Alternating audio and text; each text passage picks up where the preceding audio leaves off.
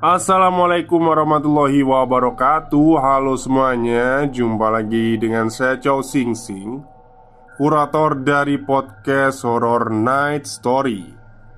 Halo, apa kabar semuanya? Semoga kalian semua sehat-sehat ya. Dan seperti biasanya pada malam hari ini saya kembali dan akan menghadirkan sebuah kisah mistis untuk kalian semua. Kisah mistis kali ini saya ambilkan dari treat horornya Mas Creepylogy yang menceritakan tentang rumah angker yang ada di Duren 3. Sebetulnya itu saya ingin melanjutkan cerita yang kemarin ya, yang Pengabdi Pocong yang seharusnya sudah diupload siang tadi. Cuman karena nggak tahu kenapa rekamannya itu rusak. Jadi belum saya perbaiki. Jadi untuk sementara kita nikmatilah yang ada dulu ya, yang pendek dulu. Insya Allah nanti malam saya perbaiki. Besok siang sudah upload lagi Pengabdi Pocong bagian kedua. Oke, daripada kita berlama-lama, mari kita simak.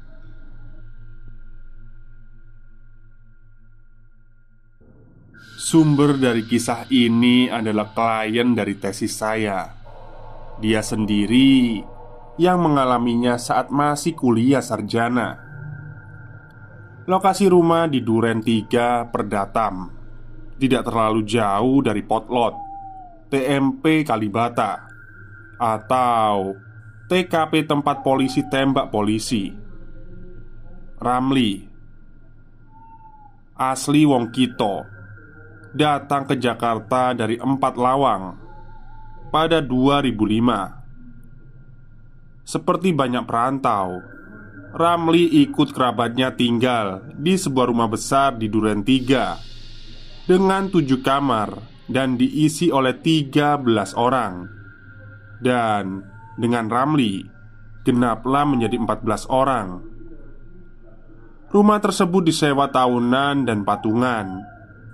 Hampir semua penghuni adalah mahasiswa. Kebetulan saat Ramli datang, rumah sudah ditempati 2 bulan. Ramli menempati kamar dempet balkon. Awalnya sendirian, tetapi akhirnya satu temannya pindah untuk mengisi kamar itu. Dari sini saja sebetulnya sudah ada yang aneh. Kenapa temannya mesti tinggal bertiga, padahal ada kamar kosong? Kawan Ramli yang satu ini kemudian membocorkan apa yang terjadi. Rumah gedong itu rupanya angker. Dan yang paling sering katanya, beberapa kali kalau mandi itu diganggu. Pintu kamar mandi digedor bahkan ditendang. Dan pelakunya yang pasti bukan para penyewa. Ramli mengaku dirinya tidak takut pada soal semacam itu. Namun, tidak takut bukan berarti tidak dapat giliran. Saat malam ia makan bersama di meja makan besar. Kemudian, ada 2 orang yang sedang diam-diam sehabis baku pukul satu sama lain. Suasana pun jadi agak kaku. Tiba-tiba makan malam yang kurang akrab itu berubah ribut. Pasalnya, seorang yang sedang bermasalah ini menuduh temannya menendang tulang keringnya. Dan ia jelas mengadu kesakitan. Anehnya yang dituduh tidak terima. Jadilah mereka baku pukul lagi. Keduanya dilerai lalu disingkirkan. Sisanya kembali makan. Namun konyol, hal yang sama terulang. Seorang kawan Ramli yang lain juga ditendang. Bahkan dia sampai terjungkal. Akhirnya mereka pun menyadari kalau itu adalah gangguan supranatural. Alhasil, makan malam dilanjutkan sendiri-sendiri. Ramli bercerita, ada satu anak namanya Zul yang doyan betul mabuk. Wah, Zul ini suka mabuk. Suatu malam ia membawa pulang berbotol-botol lalu mengajak siapa saja yang mau minum bersamanya. Terkumpullah beberapa orang dan pesta siap untuk dimulai. Tetapi Zul entah bagaimana tahu-tahu bertingkah aneh. Zul meniru suara perempuan dan mengoceh yang bukan-bukan. Bahkan ia berlagak sedang memacak. Memacak itu make upan ya.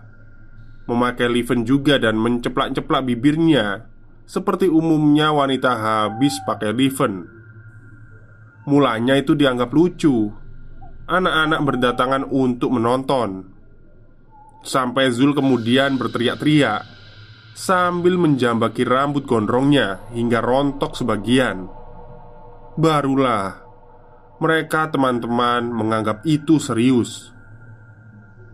Lambat laun Ramli mengalami sendiri kejadian-kejadian aneh. Pernah juga ia digedor-gedor saat mandi. Yang paling membuatnya jengkel ialah ketika seisi kamarnya berantakan dan ia jadi terbangun untuk menegakkan kembali lemari yang roboh dan merapikan kembali benda-benda yang berjajaran. Dari 14 penghuni, wajar kalau ada yang takut. 4 bulan setelah Ramli tiba, kawan sekamarnya memutuskan pindah kos di tempat lain. Hanya saja Ramli bersikeras tidak peduli. Di kampung katanya lebih seram. Jika Ramli masa bodoh, ada juga yang menaruh perhatian. Suatu ketika seorang kawannya berkata, terlepas benar atau tidaknya, bahwa benar ada pembunuhan terjadi di rumah itu. Korbannya ibu dan anak. Dia mengaku mendapatkan informasi ini dari warga setempat yang masih ingat peristiwa itu. Satu informasi dapat memancing orang lain untuk menggali informasi lain. Di hari lain, penghuni yang satu mengatakan itu bukan pembunuhan, melainkan bunuh diri ibu dan putrinya. Konon, mereka terhimpit banyak masalah selepas kematian sang kepala keluarga. Ya, entah mana yang benar. Adapun Ramli tidak berminat untuk mencari tahu. Yang penting tinggal di kamar luas, murah. Memang itu pilihan yang masuk akal juga.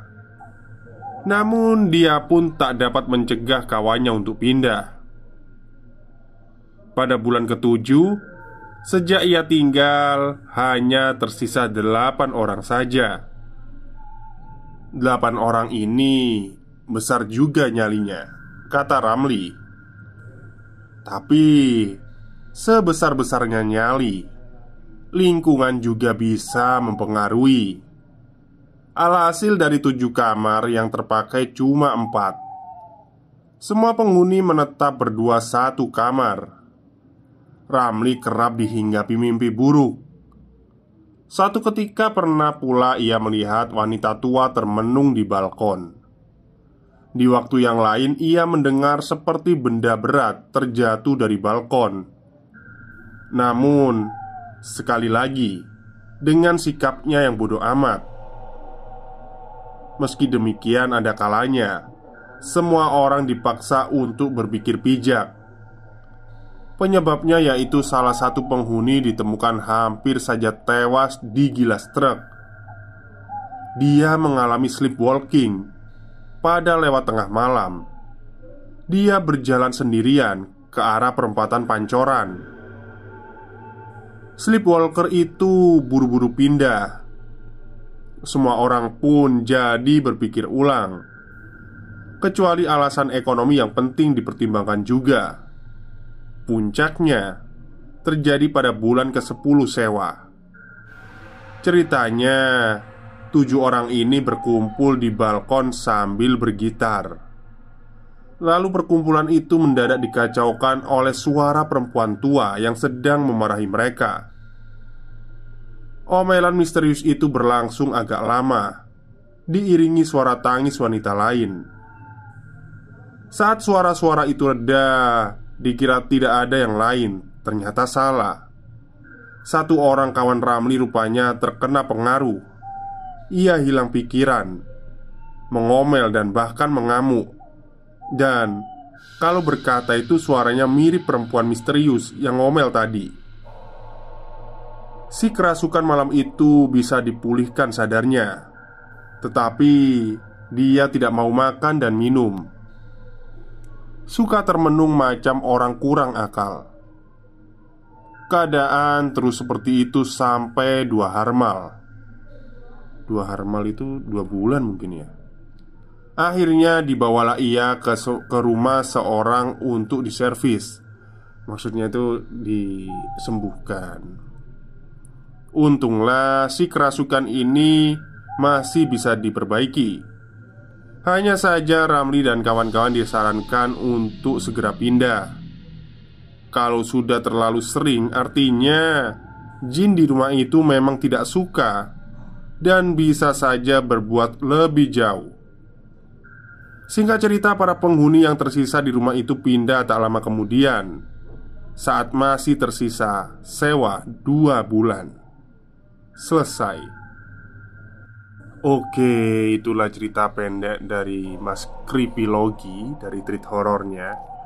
Dan selalu ya, Mas Creepylogi itu bahasanya itu tinggi ya kayaknya ya. Apa sih, nggak tinggi sih, agak kalimatnya itu ini ya, ya puitis ya mungkin ya, bisa dibilang ya. Oke, mungkin itu saja cerita untuk malam hari ini. Semoga kalian suka. Selamat malam dan selamat beristirahat.